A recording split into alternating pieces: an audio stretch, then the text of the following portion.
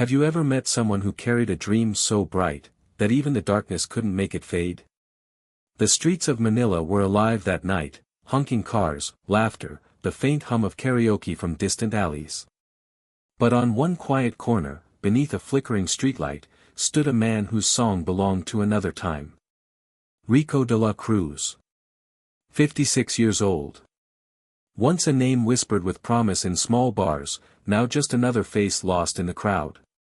His leather jacket, cracked at the shoulders, shimmered faintly under the light.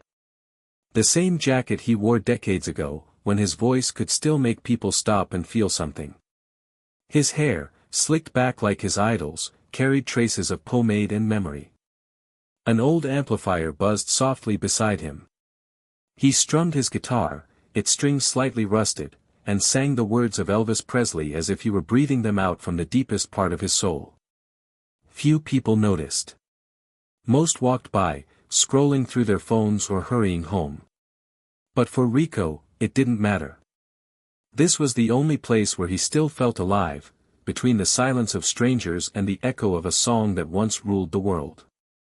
A small boy, perhaps 8 or 9, stopped near him.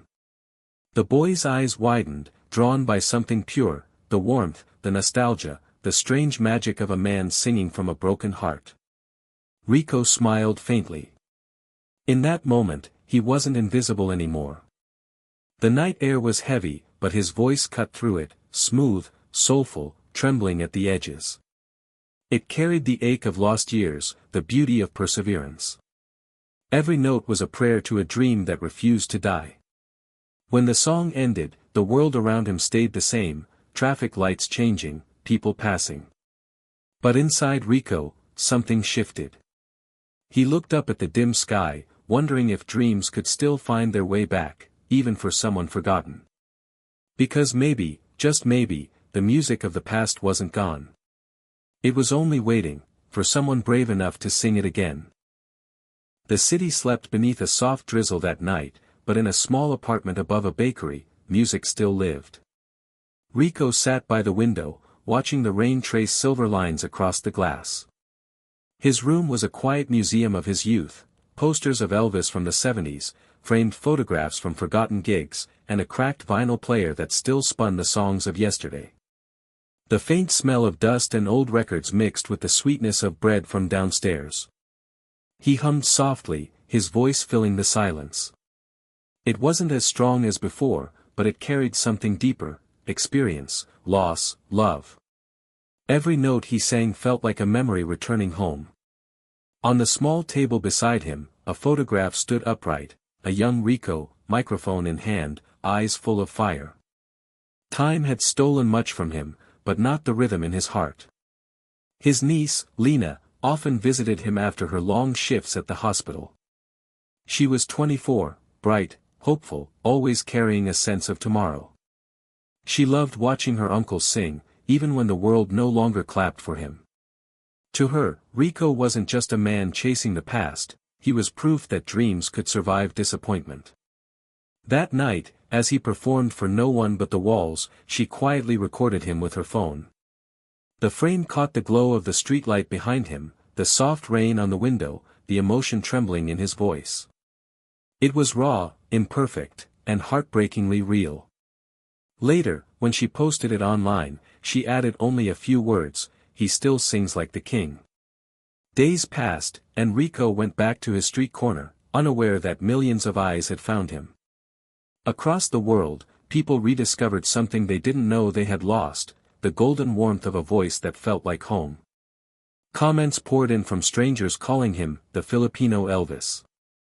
Old souls cried, young ones felt inspired, and somewhere in the noise of the digital world, an echo from the past began to rise again. Rico didn't know it yet, but the universe had just hit play on his second chance. Morning sunlight spilled through the cracked blinds, painting soft lines across Rico's small living room. The old radio hummed faintly in the background, playing distant static between forgotten songs. He sat at the table, tuning his guitar strings, just another ordinary morning in an extraordinary life he didn't know had changed. On his phone, a storm was waiting.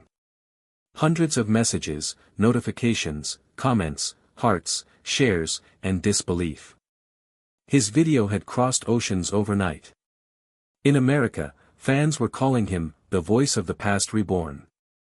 Somewhere in California, a producer from America's Got Talent had watched that same clip and felt something familiar, the kind of magic the world hadn't seen in years.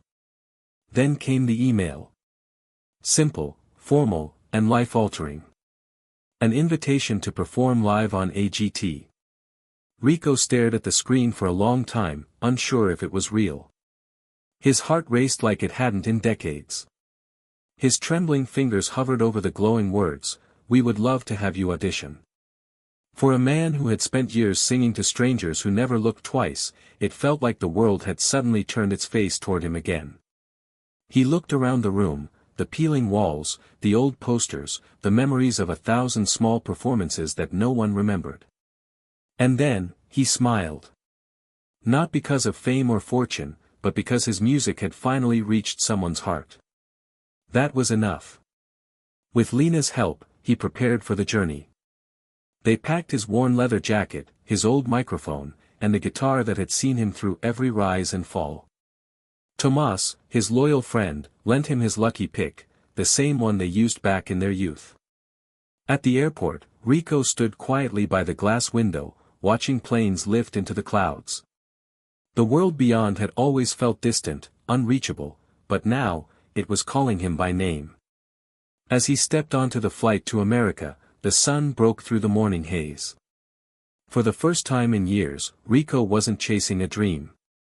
He was walking straight into it. The lights of Los Angeles shimmered like gold dust scattered across the night. The stage of America's Got Talent stood tall and gleaming, bathed in an aura of dreams, a place where ordinary souls turned into legends. Behind the velvet curtains, Rico stood silently, holding his old guitar close to his chest. His reflection stared back from a glossy black floor, aged, nervous, but alive with purpose. The jacket he wore had seen better days, but it carried stories that no designer suit ever could. When his name was announced, he took one slow breath and stepped into the light. The audience watched a man who looked out of time, hair slicked back, black boots, silver belt buckle catching the glow. Some smiled in curiosity, others waited without expectation. Then came the first strum. A soft, trembling note that floated across the vast hall like a whisper from the past. His voice followed, rich, soulful, trembling yet strong. The melody poured out, filling every corner of the theater with nostalgia. It wasn't just Elvis they were hearing, it was heart, pure and unfiltered. Each lyric carried a lifetime of waiting, of pain, of love that never stopped believing. The crowd fell silent. Eyes softened. Even the judges leaned forward, caught in a moment they didn't want to end. As Rico sang, the screens behind him flickered with vintage imagery, black and white clips of the golden era, swaying lights, echoes of a time when music healed hearts. Midway through, he lifted his face toward the ceiling lights. Gold shimmer danced in his eyes as if he were singing not to an audience, but to the heavens. The sound of his voice cracked once, not from weakness, but from truth. And then it happened. A judge stood, eyes shining, hands slamming the golden buzzer. The entire hall erupted. Gold confetti exploded from above, cascading around Rico like a shower of light and memory. He stood motionless under the rain of gold, a man reborn, not because he imitated Elvis, but because he reminded the world what it meant to feel. That night, the golden era didn't just return. It lived again, through him. The world woke up to a new name the next morning, Rico de la Cruz, the Filipino Elvis. Clips of his performance flooded every platform. The sight of gold confetti falling over a trembling man in an old jacket touched millions of hearts. In every corner of the world, people replayed his song not just for the voice, but for the soul behind it. His story became a mirror, a reflection of every forgotten dream that still dared to hope. Backstage, Rico sat quietly on a wooden bench, holding the golden buzzer plaque against his chest. Around him, voices buzzed with excitement, but his world was still. He felt the faint vibration of applause echoing through the walls, like a heartbeat that wasn't ready to slow down. Later, in his small hotel room, he placed the plaque beside a photo of Elvis he always carried. The light from the bedside lamp fell softly on both, two dreamers from different worlds, bound by one music that never died. Weeks passed. Offers came in, interviews, collaborations, concerts. But Rico stayed grounded. He knew fame was fleeting, like a song's final note fading into silence. What stayed was purpose. When he returned home to Manila, the streets that once ignored him now sang his name. But he didn't return to stages or grand shows. He went instead to places where hope was scarce, hospitals, orphanages, homes for the elderly. There, he sang for those who couldn't leave their beds, for children who had no one left to listen, for hearts that had forgotten how to dream. Each song became a bridge, between pain and peace, between the past and what could still be. His voice no longer sought applause, it sought healing.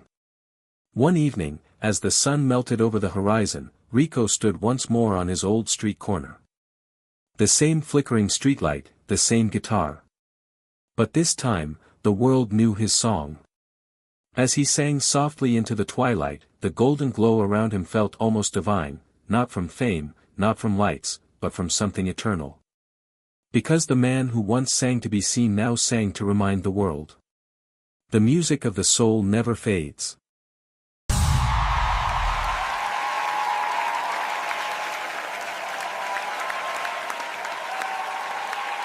The morning sun barely touched the crowded streets of Quezon City when Marco Dela Cruz stepped outside his small, aging home.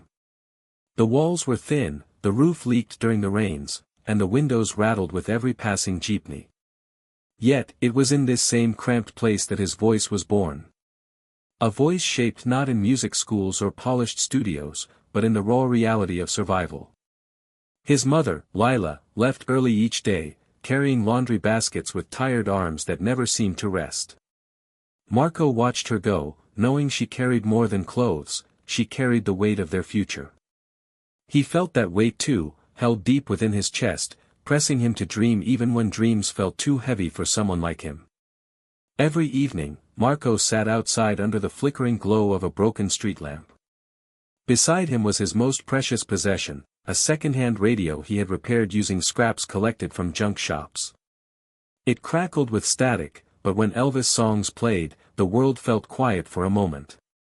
The music soothed something inside him, something bruised by poverty yet still alive with hope. Neighbors walked by, sometimes pausing as his voice filled the narrow alley.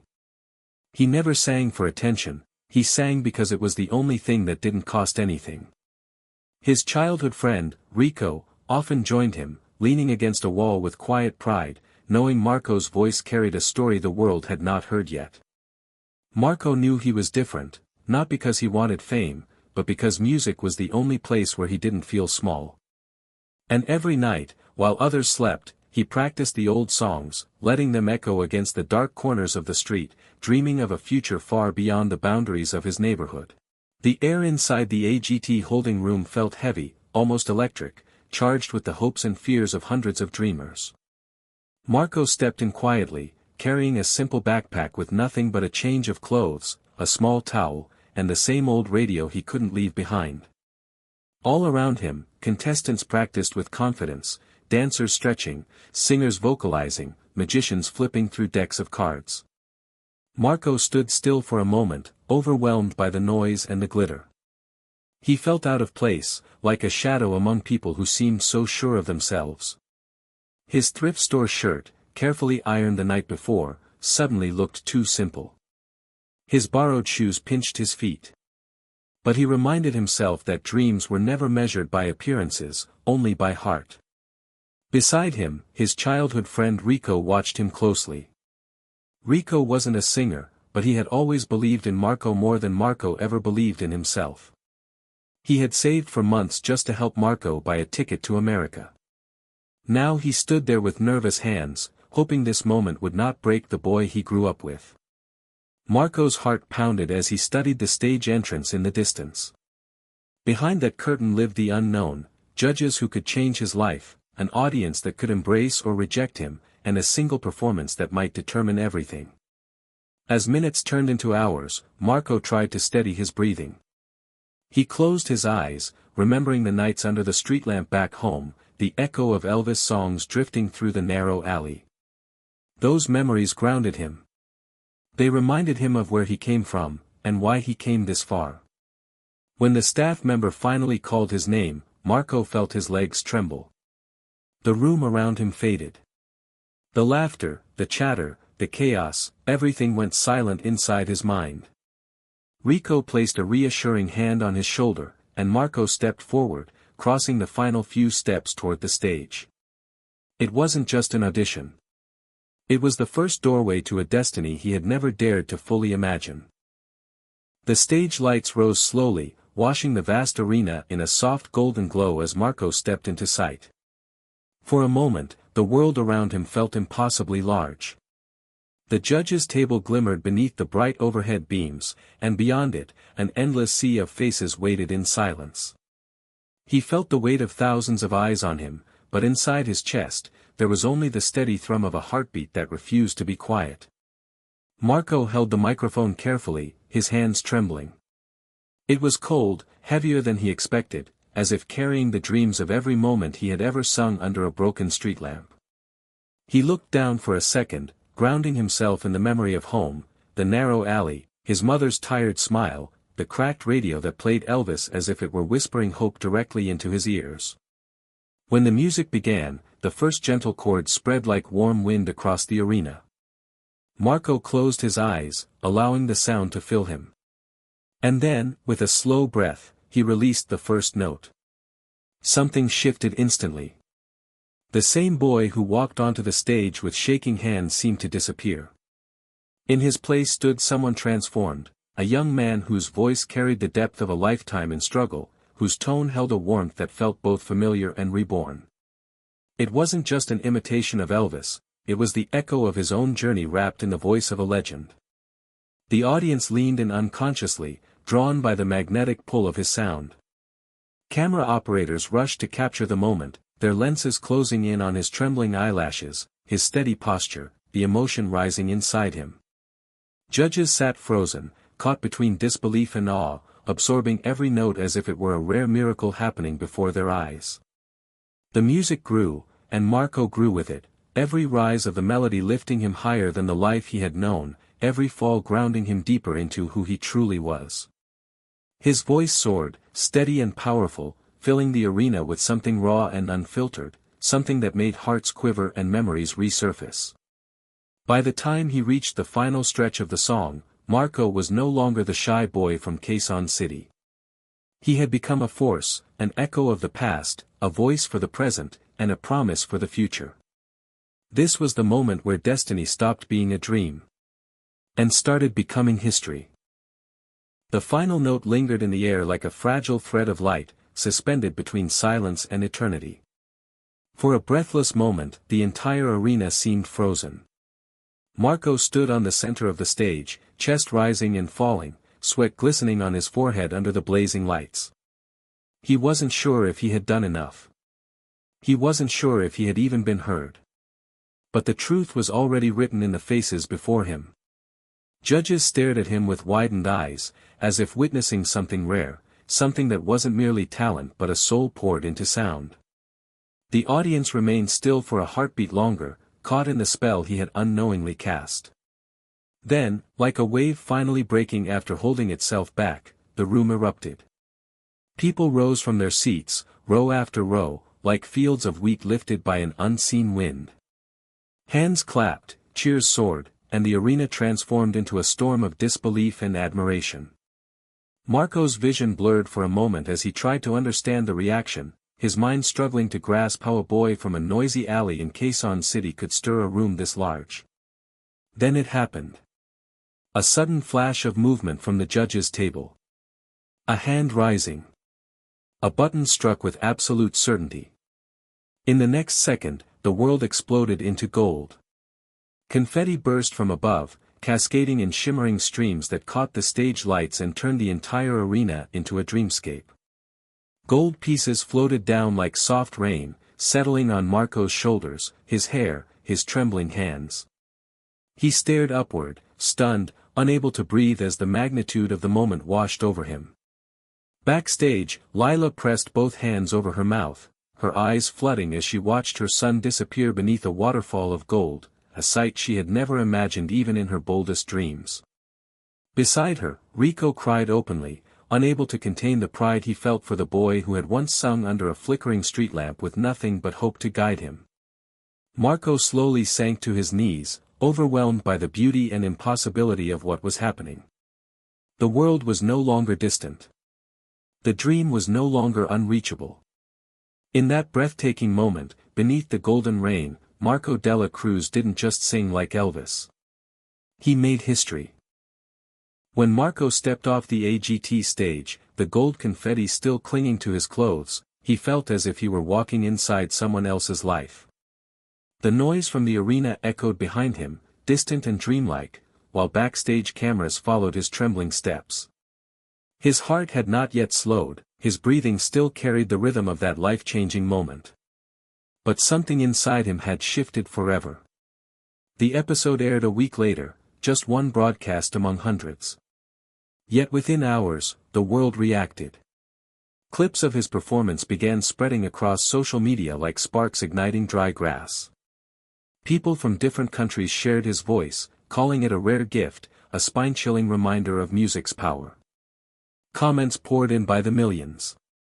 Some viewers replayed the video repeatedly, unable to believe such a sound came from someone so young, so humble. In the Philippines, crowds gathered around small televisions in sari-sari stores, erupting into cheers when Marco's face appeared on screen. Jeepney drivers paused their routes, street vendors lifted their heads, and entire neighborhoods felt a surge of pride that traveled through the air like a celebration guided by fate. Marco wasn't just a singer anymore, he had become a symbol of hope, proof that greatness could rise from even the narrowest corners of life. When Marco returned home for a short visit, he expected quiet streets and familiar silence. Instead, people waited for him, children waving handmade signs, elders smiling with pride, friends embracing him with arms that once held only dreams for him. But the moment that struck him deepest came when he saw his mother standing in the crowd. Her eyes shone with a mix of disbelief and overwhelming love, as if she were seeing the same little boy who used to sing in front of their broken radio, now transformed into someone the world admired. Marco realized something important then: the golden buzzer wasn't the end. It was the beginning of something larger than himself. His voice wasn't just his gift, it was a message to anyone who felt invisible, unheard, or forgotten. Through his journey, he had carried every struggle, every prayer, every quiet moment of hope from home. And now, the world carried him back, with admiration, with gratitude, and with the belief that he was not just another contestant. He was history in the making.